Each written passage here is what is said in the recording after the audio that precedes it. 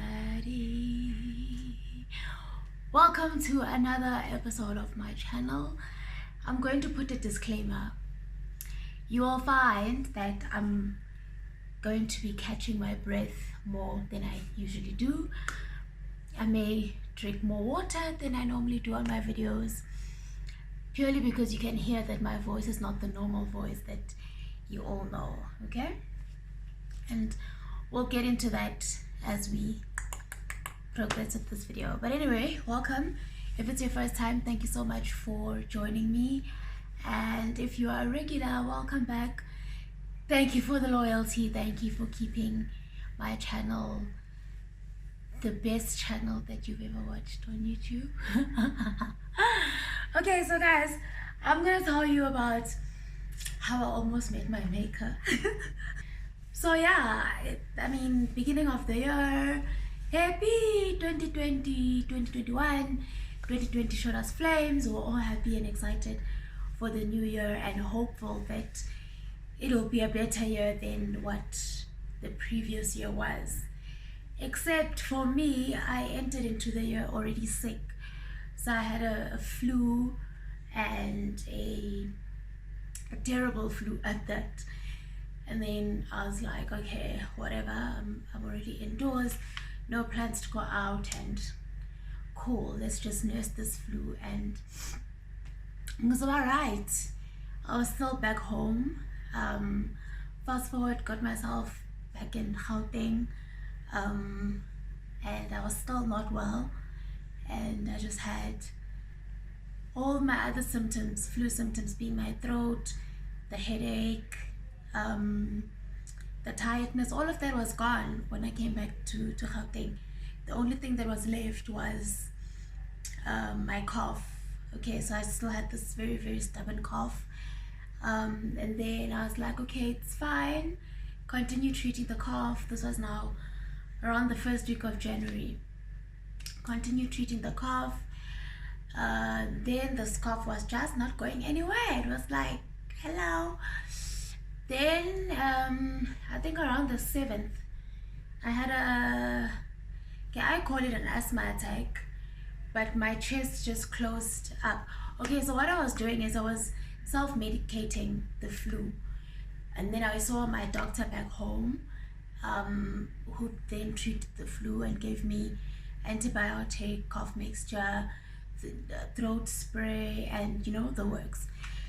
So all good and well, treating the flu, and it just was not getting better. Put me on prednisone because I've got a history of asthma. Then got back here, I think it was the 7th of January, if not the 8th. Had an asthma attack. I was alone in my apartment. The scariest, like, the minute of my life, because literally I almost passed out in my apartment. Luckily I managed to grab my pump, and yeah, and got onto the balcony, opened the sliding doors, gave fresh air, took deep breaths in, and then I was fine. Did I not call my sister same time, meet girl, you need to find me a nebulizer, because like things are not cute no more. I just almost had an asthma attack. I'm gonna make an appointment to see my GP, and rough, you know. So then I went to the GP. She then, no, I'm lying. Before going to my GP, that evening I drove myself to the what do you call this, to the ER, because I was feeling not well, and it was late in the evening. Drove myself to the ER. That is when I tested positive for COVID-19, at the ER. Yeah. Then when I went to my GP, they then said she wants to test me again, take it to the lab, because at the hospital, or at the emergency room, they did a, what do they call it, a pre-test or a pre-screening, but it's an immediate result sort of test. So my GP was like, okay, it's fine, they've treated you, or they are treating you for COVID, but I want to do the laboratory swab test. So then I did that, and that was on the Saturday. Then on the Sunday, the results came back positive. Then my GP emailed me to say, these are your results. I'll call you during the week so we can discuss the way forward. Cool. Spoke to her, was now isolating. Well, I'd already been isolating anyway, you know. So I left Pretoria and I went to Tembisa to my family, because I was like, we're fit. Like, y'all need to come fetch me, because I'm not spending another night alone after what just happened. Then my sisters came and they fetched me. They brought the nebulizer. I nebulized. Then I was fine. Got to Tembisa, back room, because there's no way you're going to sit in the main house with other people while you are COVID positive. Yeah, then a week later I was still not getting better, and the thing is, it was just this cough and a tight chest. So I was like, nee man, this asthma is like hectic now, because I'm nebulizing, I'm steaming twice a day, taking my prednisone, taking antibiotic, but this thing is just not, like, it's not moving. Then the following week I went then to my GP again, and she initially said, oh, you've got a throat infection, treated the throat infection, got me on a drip.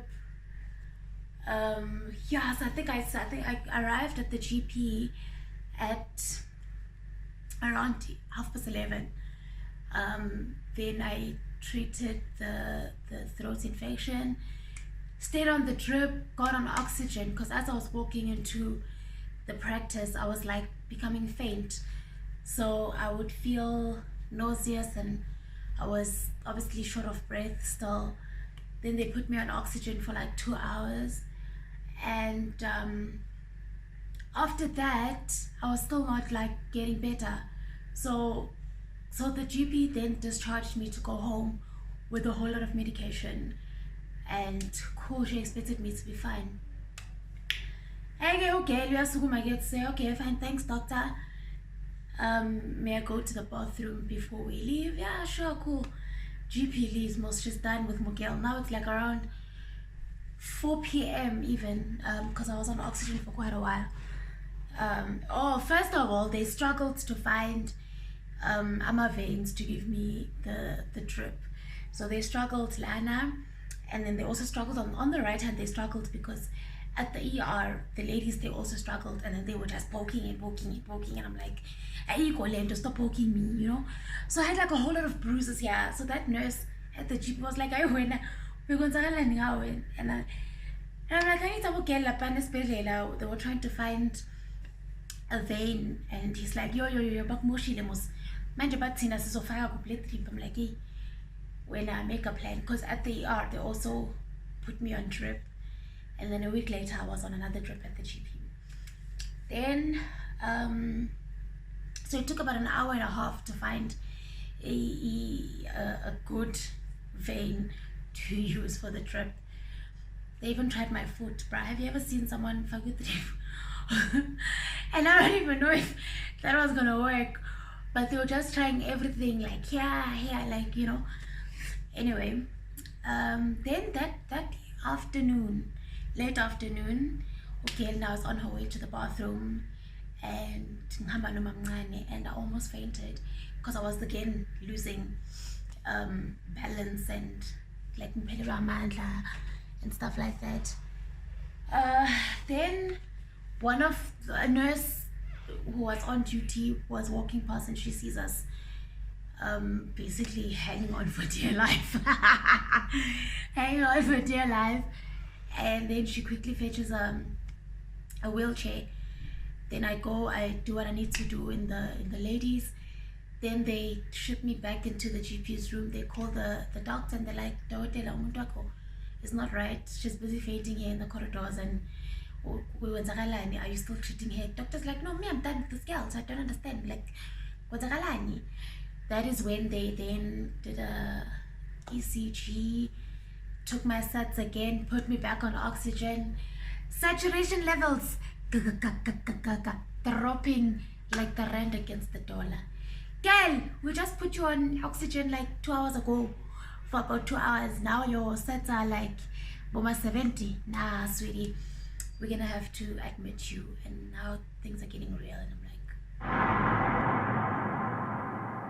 how did I go from GP visit, I'm going home, to I'm being admitted?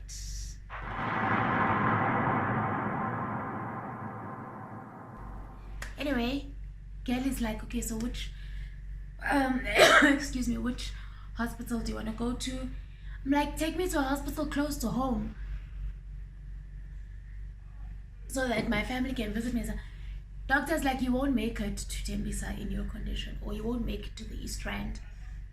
You are going to the closest hospital from this practice, which is across the road. That is where you are going. Let me just call to see if they have a bed. Okay, fine. Ambulance, arrive at the hospital. The doctor there obviously looks at the result and the referral letter that my GP would have drafted. All I remember was this colored man saying, Ms. Dlamini, you have a lung infection because of the COVID.